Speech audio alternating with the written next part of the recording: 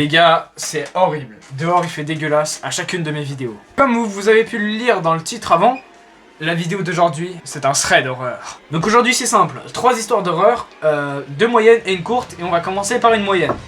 Et donc, première histoire, c'est l'histoire d'Hélène, qui habite en France. Ce n'est pas précisé où, mais elle habite en France. Hélène, voilà, elle vit seule chez elle, elle a un petit appart, et elle rentre habituellement très tard du travail, hein. Faut le préciser, ça va être important. Cet appartement, faut le préciser, c'est un appartement avec un grenier inclus, ce qui signifie évidemment qu'elle habite au dernier étage de son immeuble. Donc, on commence l'histoire.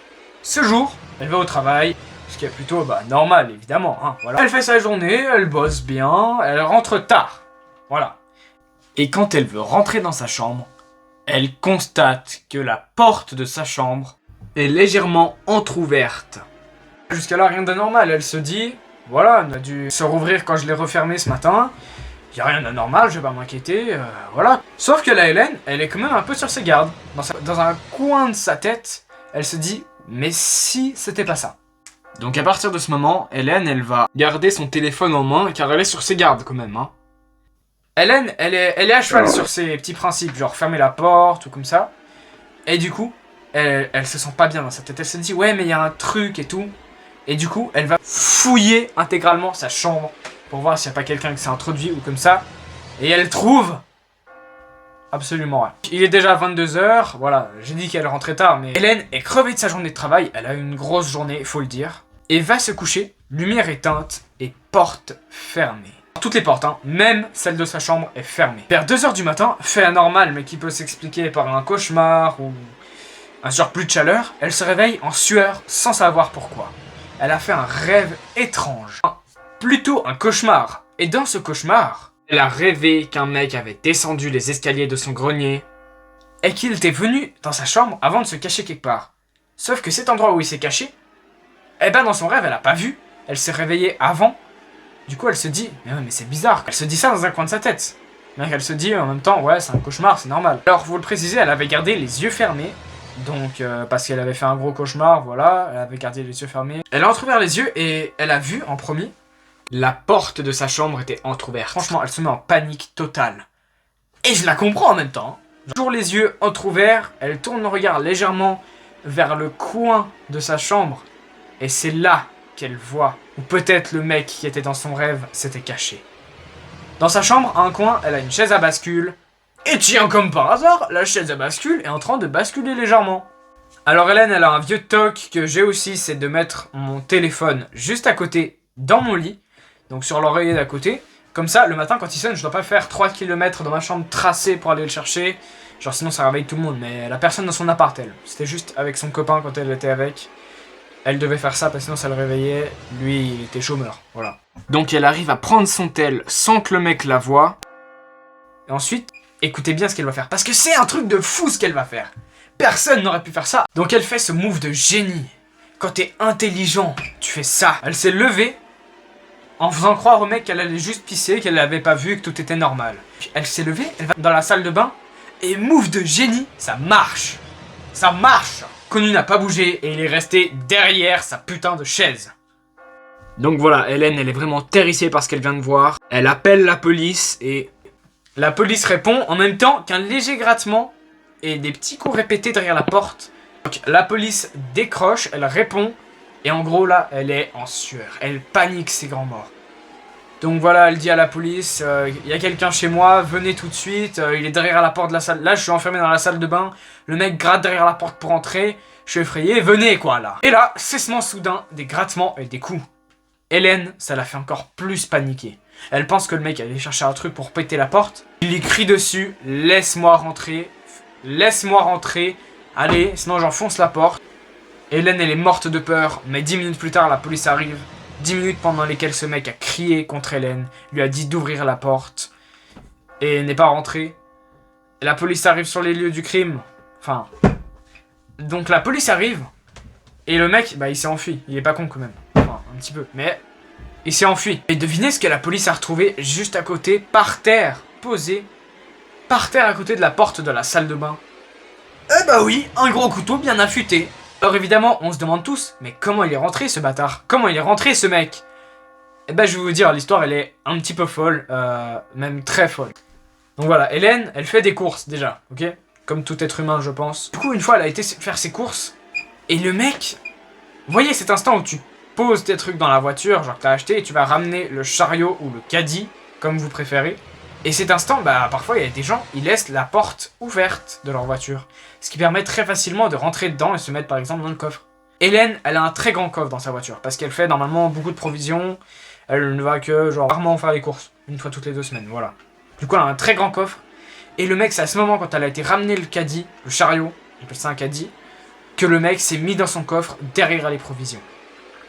Truc de ouf! Ça arrive jamais! Donc voilà, laissez jamais votre coffre ouvert. C'est plus vigilant. À part s'il y a quelqu'un dans la voiture, évidemment. Et donc après, comment il a fait pour pas se faire remarquer? Bah Hélène, vu qu'elle habite tout en haut de l'immeuble, et qu'elle avait beaucoup de sacs de nourriture, bah elle les a montés un par un. Sauf qu'à ce moment, elle a aussi laissé la porte de son appartement ouverte quand elle montait et qu'elle redescendait pour mettre les provisions dans son appartement. Du coup, le mec est sorti. Pendant qu'elle redescendait, lui, il est monté genre, ouais, j'habite l'immeuble, genre mine de rien. Il a tracé chez elle, il a été au grenier, il s'est enfermé là. Deuxième histoire maintenant, l'histoire de Tom. Tom habite dans une maison de taille moyenne et il rentre habituellement tôt du travail, donc l'inverse de Hélène en fait. Il rentre tôt du travail, il habite dans une maison. Il est banquier et il aime son travail, hein. Il habite dans cette maison depuis 5 ans sans qu'aucun problème ne soit survenu. Aucun. Même le beau temps il était là, pas comme moi.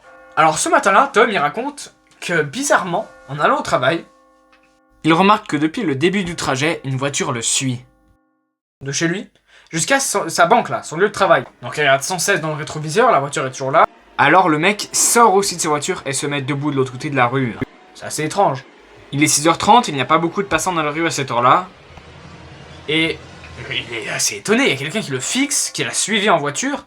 C'est pas normal, il se dit. Et il a raison! Et il a raison le Tom de se dire ça, c'est pas normal. Tout d'un coup, grand choc. Le mec commence à sprinter en direction de Tom. Alors Tom, il recule, il fait un pas en arrière. Bah oui, c'est choquant un petit peu. Tu vois un mec qui t'a suivi, qui avance.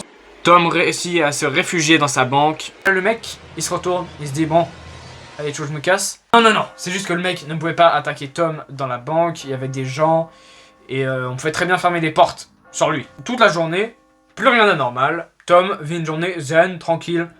Mais ce petit incident du matin, quand même, il lui tourne dans la tête toute la journée. Le soir, il rentre chez lui, donc assez tôt. Il a un énorme rapport du travail à faire. Et ça lui prend, devinez quoi. Je précise qu'il est rentré à 17h et que du coup, ce rapport lui a pris 3h30 quasiment à faire. Donc voilà, c'était un gros rapport. C'est évident, il est fatigué, il a bossé aussi toute la journée. Pourquoi tout le monde est fatigué aujourd'hui? Vas-y. Mais il commence à repenser au moment de ce matin, le mec qu'il trouvait bizarre. Il va dans sa chambre, il s'apprête à se coucher. Il voit sa fenêtre grande ouverte. Et ben oui, il y a des portes ouvertes, et là il y a une fenêtre ouverte. Il la referme, il va dormir, rien d'anormal. Il avait peut-être laissé sa fenêtre ouverte aussi le matin, genre pour aérer, il avait oublié de la refermer. Il se couche, et 1h30 plus tard, il se réveille, comme vous vous attendiez. La fenêtre est grande ouverte, mais il s'est réveillé non pas par un cauchemar, mais parce que la fenêtre claquait. Il y avait du vent qui s'était installé au cours de la nuit, et la fenêtre claquait comme une grosse malade. Donc là, dans un coin de sa tête, il a quand même un petit peu peur, mais il se dit, toujours rien d'anormal, c'est pas grave, on va la refermer, et puis c'est tout, voilà. Et il va se rendormir. Je ne me serais pas rendormi, je n'aurais pas dormi de la nuit si c'était moi. Donc, vers les 1h du matin, il se réveille, et devinez quoi? La fenêtre est encore fermée. Elle est fermée, la fenêtre, totalement. Cependant, vous voyez la légende du placard, là, les enfants qui ont peur qu'il y ait un monstre dans leur placard. Eh ben, elle est totalement vraie. Au moment où il regarde la fenêtre et qu'elle est fermée, il voit une main qui dépasse de son placard, et le placard qui se referme. Il voit même un œil, il a dit. Un œil qui disparaît dans le placard, mais c'est dégueulasse. Aussitôt, lui aussi il a un move de génie. Au lieu de rester dans son lit, comme l'ont tous fait, il saute sur le placard et il le referme à double tour, donc à clé. Il appelle la police vient, évidemment. Ils arrêtent le mec, et la police dit tranquillement que c'était un squatter. C'était juste un squatter qu'ils avaient déjà arrêté plusieurs fois, mais qui s'était évadé. Et que du coup, il avait sûrement trouvé refuge ici. Oui, mais comment il s'est introduit dans la maison, Tom se dit. Il dit ça à la police fouille la maison. Parce qu'il le constate maintenant, sa fenêtre, elle n'a pas été ouverte par hasard. Hein. 2 fois. 2 fois qu'elle a été ouverte par un mec, et c'était sûrement pas le squatter, vu que, il a dû arriver par la fenêtre. Ça veut dire qu'il y avait un autre mec dans sa maison. Il dit ça à la police dit oui, c'est sûrement vrai, il fout la maison. Et il a une cave. Les caves, ça fait un petit peu flipper comme les placards et les greniers, mais c'est pas ça le sujet. Il a une cave dans sa maison. Et dans sa cave, il y a un mec. Les policiers retrouvent un mec dans sa cave. Et quand vous vous dites, mais tout va bien encore, c'est qu'un autre squatter. Non, non, non, non, non, pas du tout. Le mec était muni d'une grosse hache. Sauf que lui, il avait déjà été appréhendé aussi. Et devinez pourquoi. Apparemment, ce mec était cannibale et il avait fait un petit barbecue entre potes avec sa femme. Voilà. Enfin, sa femme, c'était le barbecue. Ah, ça va pour vous, ça c'est violent. Il avait bouffé sa femme après l'avoir tuée sur un barbecue, ok? Troisième et dernière histoire. Histoire à laquelle on n'a pas envie d'y croire, mais qui est quand même assez... Voilà quoi, c'est choquant, je veux dire. Cette fois-ci, c'est l'histoire de Mathilde. Mathilde, elle nous dit... Quand se passe cette histoire? Elle a 25 ans, voilà. Donc elle travaille dans une agence de voyage, et elle a un fils actuellement et un mari, voilà. Elle habite une jolie petite maison, genre... banal quoi. Près d'une forêt et d'une rivière. Directement il y a une forêt, vous vous dites il va se passer un truc dans cette forêt. Un divorce et de rupture dans ces histoires, mais Mathilde a divorcé avec son gars 3 ans auparavant. Vraiment, elle a été mariée, elle a divorcé, elle s'est remariée et elle a eu un enfant avec son mari actuel. Sauf que l'autre gars, bah, il la harcèle. Et seulement ça fait 2 ans qu'il fait ça. Et Mathilde, elle a rien fait par honte. Parce qu'il avait des dossiers sur elle. Mathilde, elle l'avait déjà bloqué, supprimé sur tous ses comptes, mais à chaque fois, il en créait des nouveaux, et il vient la spammer, voilà. En même temps, elle veut pas effacer ses applications parce qu'elle a ses amis dessus, voilà quoi. Donc voilà, Mathilde nous dit, un jour, à la mi-janvier, il arrête soudain ses messages. Tout soudain, il arrête de la spammer. Mathilde, ça l'a fait quand même un peu bader. Soit il a trouvé une autre meuf, elle se dit, soit il y a un truc relou. Et franchement, vous savez très bien que c'est le truc relou. Le truc, c'est que 2 mois plus tard, il lui écrit pour lui dire « Je sais où tu habites. » Mais ça va quoi là? Quelqu'un t'écrit ça? « Je sais où tu habites. » Comme ça, alors que tu l'as pas revu depuis moultes années, ça va pas. Son fils, il n'a alors qu'1 an. Donc, nouveau silence de Alain qui va durer jusqu'au mois de mai. Et là, il va dire « Comment il s'appelle ?» Mathilde, elle se dit directement « C'est soit mon mari, soit mon fils de qui il parle. Et c'est vraiment où j'habite, il m'a traqué. » Donc là, clairement, elle supprime l'application sur laquelle parle Alain. Elle ne parlera plus jamais à Alain sur des applis ou comme ça. Donc elle reste sur ses gardes pendant plusieurs jours. Et au bout d'un jour, l'histoire, maintenant, va se terminer ce jour-là, précisément. Son mari, il est toujours pas rentré du boulot. Et elle est fatiguée. Elle a déjà couché son enfant. Il doit être dans les 17h, malgré tout. 17h, c'est tôt quand même. Et quand même, elle se dit, bon, je vais attendre mon mari, hein, je vais attendre qu'il rentre. Et du coup, elle se pose dans son lit, au calme, et elle lit un livre. Mais avant de faire ça, elle regarde sous son lit. Et devinez ce qu'elle y découvre.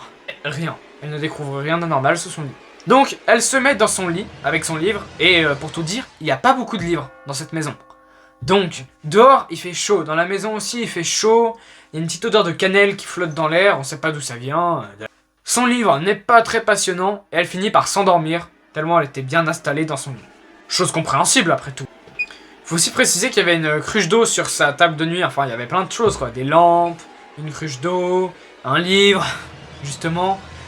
Mais voilà, je précise, elle avait bu un petit coup avant d'aller dormir. Elle ne se réveille pas dans son lit, elle se réveille sur un petit matelas dans un entrepôt. Imaginez un entrepôt avec des escaliers genre à l'intérieur de l'entrepôt, tout au-dessus. Il y a un mec sur la balustrade comme ça, avec un truc dans ses bras. Donc elle se réveille, elle se dit mais qu'est-ce que je fous ici? Elle voit le mec, et elle voit qui c'est. Et vous savez aussi qui c'est. C'est Alain. Alain qui s'était introduit chez elle, parce qu'elle avait laissé la porte ouverte pour son mari. Alain qui avait versé un narcotique dans son verre, avant qu'elle le boive, la cruche d'eau. Alain qui l'avait transporté ici. Mais donc, ce qu'il avait dans ses bras, n'était-ce pas son bébé? Alain pose le bébé au pied de Mathilde et lui dit « Soit tu tues ton mari et tu viens vivre avec moi, soit je tue l'enfant. » Et là Mathilde, elle fait un truc, c'est de ouf. Un coup de bluff, elle dit « Bien sûr, je t'ai toujours aimé et je vais tuer mon mari sans hésitation et nous irons vivre heureux ensemble. » Et Alain, ce con, il y croit en plus. Donc il la laisse sortir de l'entrepôt, il lui donne une veste, donc qui était sa veste. Et l'enfant reste dans l'entrepôt. En sortant de l'entrepôt, Alain ne surveille même pas ce que fait Mathilde. Il est occupé à téléphoner sûrement à des gens ou comme ça pour assurer le transport de l'enfant et de Mathilde. Et Mathilde, il y a genre 1 ou 2 voitures sur le parking dont elle perce les pneus avec une technique genre un petit clou, sans bruit. Et là, elle retrouve chance miraculeuse. Elle sort son tel qui était dans sa poche. Elle appelle la police, elle appelle son copain. Tous ils viennent, ils répondent à l'appel. Et ils sont tous sur le parking en moins d'1 minute. C'est chaud les gars. 1 minute. Mais pendant cette minute, Alain est sorti de l'entrepôt. Et il ne voit plus Mathilde. En fait, l'entrepôt était pas loin de chez elle, elle le connaissait bien. Il connaissait le parking aussi. Et il a le bébé dans les bras, mais plus le flingue, il l'a laissé dedans. Sinon ça pouvait faire une pièce compromettante. Il s'approche d'une des voitures dont Mathilde a percé les pneus. Et à ce moment, il voit les gyrophares de la police qui arrive, et une autre voiture qui les suit, celle de son copain probablement. Il monte dans la camionnette. Il veut démarrer. Ça ne marche pas, les pneus sont crevés. Il ne peut pas bien rouler, et la police intervient, il l'arrête, et le bébé est rendu à Mathilde. Alain est arrêté et jeté en prison. Il a une longue peine, il est encore en prison je crois. Et bon, tout finit bien pour Mathilde. Elle n'a plus de problème avec son enfant, il est déjà grand maintenant. Il a 10 ans, voilà. Cette histoire date d'il y a longtemps. Et tout finit bien. On peut dire que c'était le thread d'horreur de novembre. Première fois que j'ai lu ces histoires. C'était le soir, c'était assez tard, et j'ai quand même un petit peu badé. Je regardais mon placard, et la fenêtre de ma chambre aussi, et la porte de ma chambre, qui sont toutes fermées, habituellement. Et là je me suis dit, et si j'allais voir dans le grenier, et dans la cave aussi. Essayez quand même de bien dormir, hein, mais j'espère que vous avez apprécié la vidéo. On se retrouve bientôt. Ciao!